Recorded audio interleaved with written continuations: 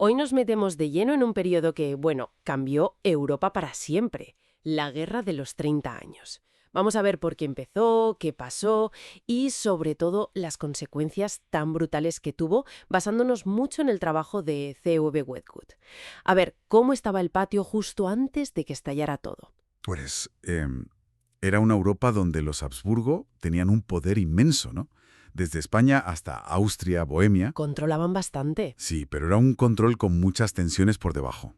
Estaba a punto de reanudarse la guerra con Holanda en 1621, y dentro del Sacro Imperio Romano Germánico, la división religiosa era tremenda. Claro, católicos, luteranos, Y calvinistas también, que a veces se nos olvida. Y todos ahí conviviendo regular. o sea, una mezcla potente.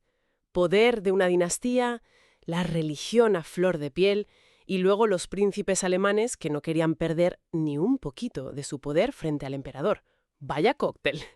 ¿Y cómo saltó la chispa? Pues el detonante fue la revuelta de Bohemia en 1618. Se rebelaron contra Fernando II de Habsburgo, que era un católico muy convencido. Ajá. Pero lo que de verdad lía todo y lo convierte en un conflicto internacional es cuando Federico V, el elector palatino, que era uno de los príncipes importantes que elegían al emperador, Entiendo. acepta la corona de Bohemia. Y claro, Federico era calvinista. Se convirtió en el símbolo de la oposición protestante y anti-Habsburgo. Ahí se lió parda. Y me imagino que eso ya no era solo un problema interno del imperio. Exacto. Ahí ya se salió de madre.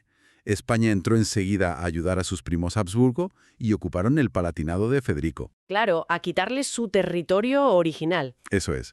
Y luego se fueron sumando otros. Dinamarca entró y sobre todo Suecia. La entrada de Suecia con Gustavo Adolfo fue, bueno, un punto de inflexión. Espera, espera. Suecia metiéndose a fondo en Alemania. Es curioso cómo se enredó todo. Pero, ¿no había alguien más moviendo los hilos por detrás? Me suena. Justo. Hay que hablar de Francia y del cardenal Richelieu. Es fascinante porque ves a un cardenal católico financiando a los protestantes suecos. Vaya tela. La realpolitik pura y dura, ¿no? Totalmente. El objetivo de Richelieu era clarísimo, debilitar a los Habsburgo como fuera. Ya se ve ahí, como dice Wedgwood, que la política, el poder, empezaba a pesar tanto o más que la propia religión. Y en mitad de todo este juego de tronos salieron figuras militares que, vamos, dejaron huella. Desde luego, tuvimos a Tilly, por ejemplo, al mando de la Liga Católica. Mercenarios como Mansfeld, que iban un poco por libre. Y sobre todo, Wallenstein. Albrecht von Wallenstein. Ese nombre siempre impresiona. Es que fue un personaje complejo, ¿eh? Un militar y político con una ambición brutal. Montó ejércitos gigantes para el emperador, usando su dinero y su capacidad de organización. Pero acumuló tanto poder que al final... Le tuvieron miedo. Exacto. El propio emperador acabó desconfiando tanto que ordenó asesinarlo. Imagínate. ¿Qué final? Y las batallas, claro, reflejarían esos vaivenes del poder. Pues sí, hubo momentos clave. Breitenfeld, en 1631, fue una victoria sueca tremenda. Demostró que las tácticas de Gustavo Adolfo eran superiores. Ajá. Pero luego, en Nördlingen, en 1634, ganaron los hispanoimperiales. Y la cosa cambió otra vez, al menos temporalmente. Pero más allá de quién ganaba una batalla u otra, el sufrimiento de la gente fue... terrible. Se queda corto, por lo que cuentas. Lo que describe Wedgwood de algunos episodios. El saqueo de Magdeburgo, por ejemplo, en 1631. La ciudad quedó arrasada. Sí, es uno de los símbolos de la brutalidad de la guerra. Y se habla de hambrunas espantosas, gente comiendo hierba. Incluso peor, es que cuesta hacerse a la idea. Es que gran parte del horror venía de cómo eran los ejércitos. Casi todos mercenarios, y vivían sobre el terreno, O sea, saqueando. saqueando, extorsionando. Su disciplina era, bueno, inexistente muchas veces. Dejaban un rastro de destrucción brutal. Wedgwood insiste mucho en cómo eso destrozó la sociedad. Hay zonas de Alemania que perdieron la mitad de la población, o el 80, o más.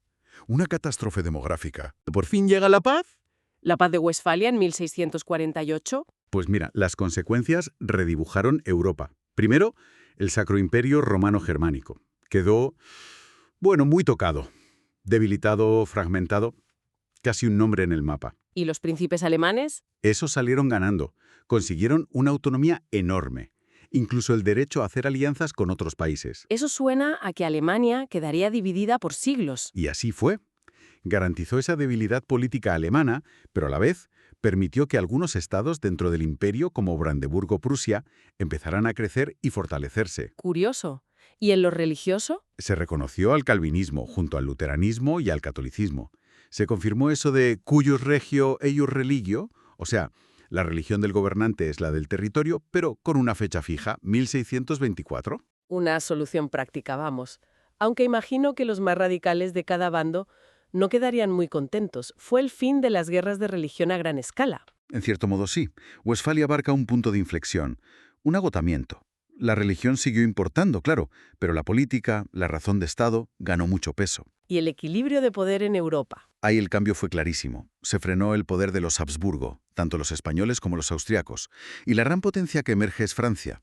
El coste para Alemania, bueno, Incalculable. Tardaron generaciones en recuperarse económicamente y socialmente. queda claro entonces. La Guerra de los 30 años no fue solo religión. Fue una lucha brutal por el poder, político y dinástico, que dejó Europa Central hecha un solar. Cambió el mapa político y provocó un sufrimiento humano difícil de imaginar. Exacto. Es una lección tremenda sobre cómo las divisiones internas, si encima les echas leña con intervención extranjera y ambiciones personales, pueden llevar a una destrucción casi total. Cambió la historia sin duda.